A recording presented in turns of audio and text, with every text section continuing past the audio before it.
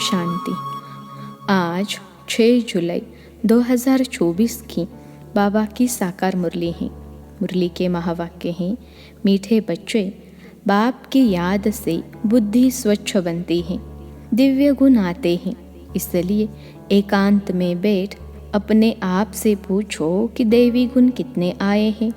प्रश्न है, सबसे बड़ा आसुरी अवगुण कौन सा है जो बच्चों में नहीं होना चाहिए? उत्तर है, सबसे बड़ा आसुरी अवगुण है किसी से रफ टफ बात करना या कटु वचन बोलना। इसे ही भूत कहा जाता है। जब कोई में यह भूत प्रवेश करते हैं तो बहुत नुकसान कर देते हैं, इसलिए उनसे किनारा कर लेना चाहिए। जितना हो सके अभ्यास करो। अब घर जाना है, फिर नई राजधानी में आना है। इस दुनिया में सब कुछ देखते हुए कुछ भी दिखाई न दे। ओम शांति। बाप बैठ बच्चों को समझाते हैं, जाना तो है शरीर छोड़कर, इस दुनिया को भी भूल जाना है। यह भी एक अभ्यास है। जब कोई शरीर में खिटपिट होती है तो शरीर को भी कोशिश कर भूलना होता है, तो दुनिया को भी भूलना होता है। भूलने का अभ्यास रहता है सुबह को, बस अब वापिस जाना है। यह ज्ञान तो बच्चों को मिला है। सारी दुनिया को छोड़ अब घर जाना है।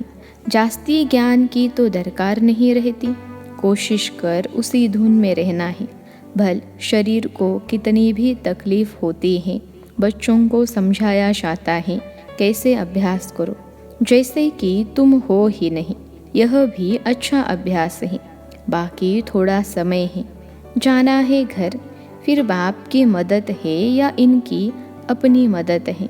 मदद मिलती ज़रूर है और पुरुषार्थ भी करना होता है। यह जो कुछ देखने में आता है वह है नहीं। अब घर जाना है, वहाँ से फिर अपनी राजधानी में आना है। पिछाड़ी में यह दो बातें जाकर रहती हैं, जाना है फिर आना है।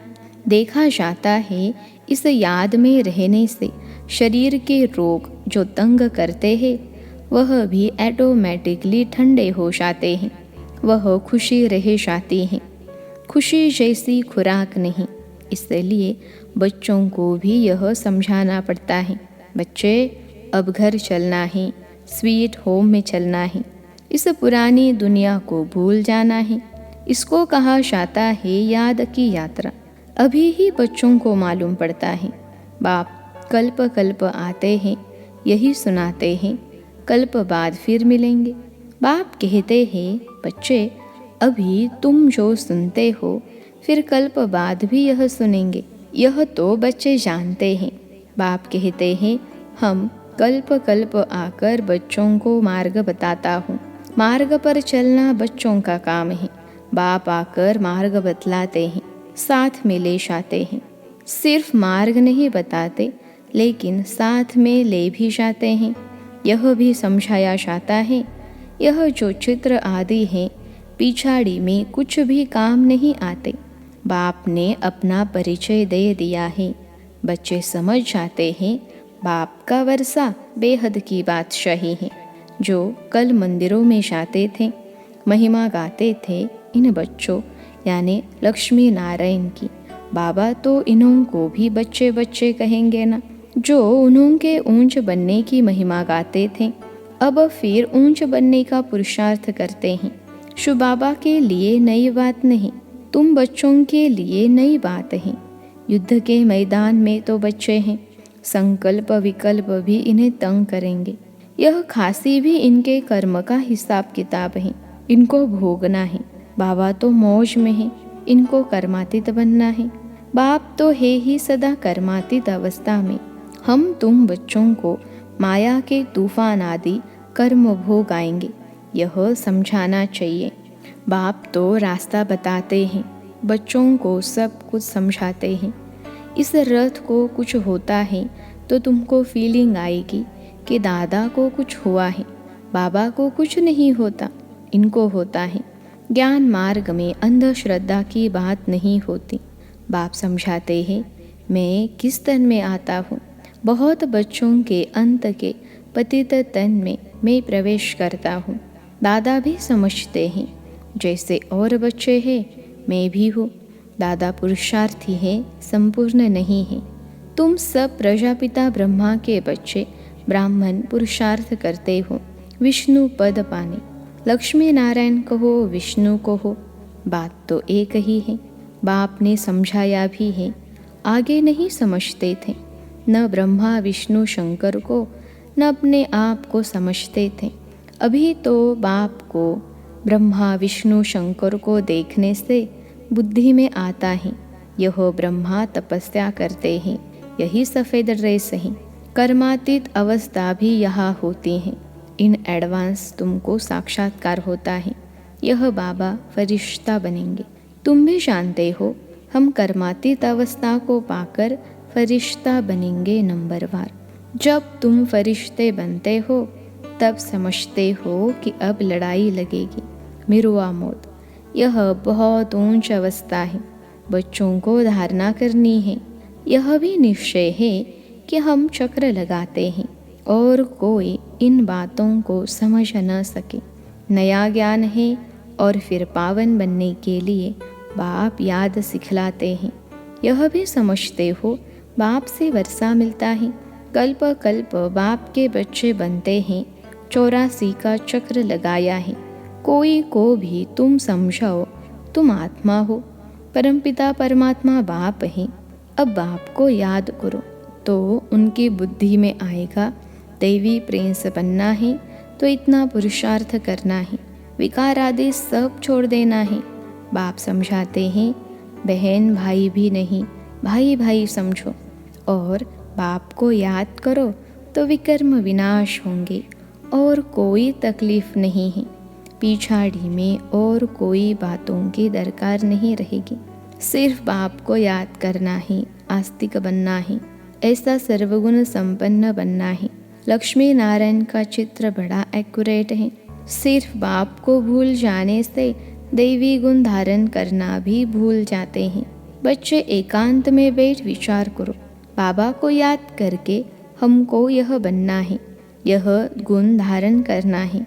बात तो बहुत छोटी है। बच्चों को कितनी मेहनत करनी पड़ती है, कितना देह अभिमान आ जाता है। बाप कहते हैं, देही अभिमानी भव, बाप से ही वर्षा लेना है। बाप को याद करेंगे तब तो किचड़ा निकलेगा। बच्चे जानते हैं अभी बाबा आया हुआ है, ब्रह्मा द्वारा नई दुनिया की स्थापना करते हैं। तुम बच्चे जानते हो स्थापना हो रही है। इतनी सहज बात भी तुमसे खिसक जाती है। एक अलफ है, बेहद के बाप से बादशाही मिलती है। बाप को याद करने से नई दुनिया याद आ जाती है। अबलाए कुब्जाए भी बहुत अच्छा पद पा सकती हैं। सिर्फ अपने को आत्मा समझ बाप को याद करो। बाप ने तो रास्ता बताया है, कहते हैं अपने को आत्मा निश्चय करो। बाप की पहचान तो मिली, बुद्धि में बैठ जाता है। अब 84 जन्म पूरे हुए, घर जाएंगे, फिर आकर स्वर्ग में पाड़ बजाएंगे। यह प्रश्न नहीं उठता कि कहाँ याद करूँ, कैसे करूँ। बुद्धि में है कि बाप को याद करना है। बाप कहाँ भी जाए, तुम तो उनके ही बच्चे हो ना। बेहद के बाप को याद करना है। यहाँ बैठे हो तो तुमको आनंद आता है। सम्मुख बाप से मिलते हो। मनुष्य मूंझ जाते हैं कि शिव बाबा की जयंती कैसे होगी। यह भी समझते नहीं कि शिवरात्रि क्यों कहा जाता है।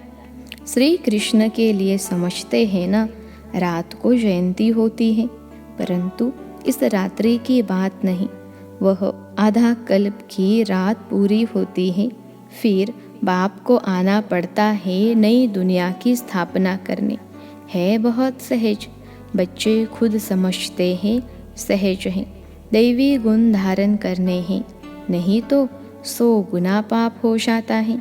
मेरी निंदा कराने वाले ऊंच ठोर नहीं पा सकेंगे। बाप की निंदा कराएंगे तो पद भ्रष्ट हो जाएगा। बहुत मीठा बनना चाहिए। रफ डफ बात करना यह दैवी गुण नहीं है।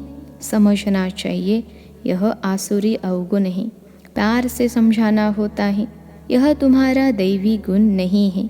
यह भी बच्चे जानते हैं। अभी कलयुग पूरा होता है यह है संगम युग। मनुष्यों को तो कुछ पता नहीं है। कुंभकर्ण की नींद में सोए पड़े हैं। समझते हैं 40,000 वर्ष पड़े हैं, हम जीते रहेंगे, सुख भोगते रहेंगे। यह नहीं समझते दिन प्रतिदिन और ही तमोप्रधान बनते हैं। तुम बच्चों ने विनाश का साक्षात्कार भी किया है।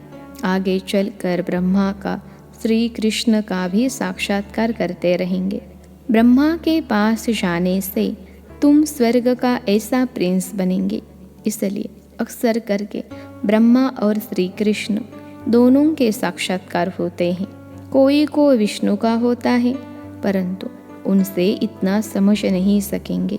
नारायण का होने से समझ सकते हैं। यहाँ हम जाते ही हैं देवता बनने के लिए। तो तुम अभी सृष्टि के आदि मध्य अंत का पाठ पढ़ते हो। पाठ पढ़ाया जाता है याद के लिए। पाठ आत्मा पढ़ती है, देह का भान उतर जाता है। आत्मा ही सब कुछ करती है। अच्छे अथवा बुरे संस्कार आत्मा में ही होते हैं। तुम मीठे मीठे बच्चे 5,000 वर्ष के बाद आकर मिले हो। तुम वही हो, फीचर्स भी वही है। 5,000 वर्ष पहले भी तुम ही थे। तुम ही कहते हो 5,000 वर्ष बाद आप वही आकर मिले हो जो हमको मनुष्य से देवता बना रहे हो। हम देवता थे, फिर असुर बन पड़े हैं। देवताओं के गुण गाते आए, अपने अवगुण वर्णन करते आए। अब फिर देवता बनना है, क्योंकि देवी दुनिया में जाना है। तो अब अच्छी रीति पुरुषार्थ कर ऊंच पद पाओ। टीचर तो सबको कहेंगे ना पढ़ो। अच्छी मार्क्स में पास हो तो हमारा भी नाम बाला और तुम्हारा भी नाम बाला होगा। ऐसे बहुत कहते हैं। बाबा, आपके पास आने से कुछ निकलता ही नहीं, सब भूल जाते हैं। आने से ही चुप हो जाएंगे। यह दुनिया जैसे कि खत्म हुई पड़ी है। फिर तुम आएंगे नई दुनिया में, वह तो बड़ी शोभनीक नई दुनिया होगी। कोई शांति धाम में विश्राम पाते हैं, कोई को विश्राम नहीं मिलता है। ऑल राउंड पार्ट है, परंतु तमो प्रधान दुख से छूट जाते हैं।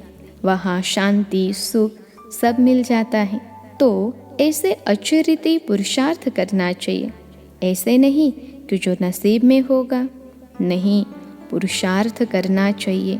समझा जाता है कि राजधानी स्थापन हो रही है। हम श्रीमत पर अपने लिए राजधानी स्थापन कर रहे हैं। बाबा जो श्रीमत देने वाला है वह खुद राजा आदि नहीं बना है। उनकी श्रीमत से हम बनते हैं। नई बात है ना, कभी कोई ने न तो सुनी न देखी। अभी तुम बच्चे समझते हो। श्रीमत पर हम वैकुंठ की बादशाही स्थापन करते हैं। हमने अनगिनत बार राजा स्थापन की हैं, करते और गवाते हैं। यह चक्र फिरता ही रहता है। पादरी लोग जब चक्र लगाने निकलते हैं तो और कोई को देखना भी पसंद नहीं करते हैं। सिर्फ क्राइस्ट की ही याद में रहते हैं, शांति में चक्र लगाते हैं। समझ है ना, क्राइस्ट की याद में कितना रहते हैं। ज़रूर क्राइस्ट का साक्षात्कार हुआ होगा। सब पादरी ऐसे थोड़े ही होते हैं। कोटों में कोई, तुम्हारे में भी नंबरवार हैं। कोटों में कोई ऐसी याद में रहते होंगे। ट्राई करके देखो और कोई को नहीं देखो। बाप को याद करते स्वदर्शन चक्र फिराते रहो, तुमको अथाह खुशी होगी। श्रेष्ठाचारी देवताओं को कहा जाता है, मनुष्यों को भ्रष्टाचारी कहा जाता है। इस समय तो देवता कोई है नहीं। आधा कल्प दिन, आधा कल्प रात। यह भारत की ही बात है। बाप कहते हैं, मैं आकर सबकी सद्गति करता हूँ। बाकी जो और धर्म वाले हैं वह अपने अपने समय पर अपने धर्म की आकर स्थापना करते हैं। सब आकर यह मंत्र ले जाते हैं, बाप को याद करना है। जो याद करेंगे वह अपने धर्म में ऊंच पद पाएंगे। तुम बच्चों को पुरुषार्थ करके रूहानी म्यूजियम अथवा कॉलेज खोलने चाहिए। लिख दो, विश्व की अथवा स्वर्ग की राजय सेकंड में कैसे मिल सकती है।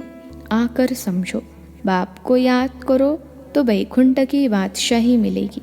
अच्छा, मीठे मीठे सिखलते बच्चों प्रति माता पिता बाप दादा का याद प्यार और गुड मॉर्निंग। रूहानी बाप की रूहानी बच्चों को नमस्ते। हम रूहानी बच्चों की सिखलते रूहानी माता पिता बाप दादा को याद प्यार गुड मॉर्निंग और नमस्ते बाबा नमस्ते।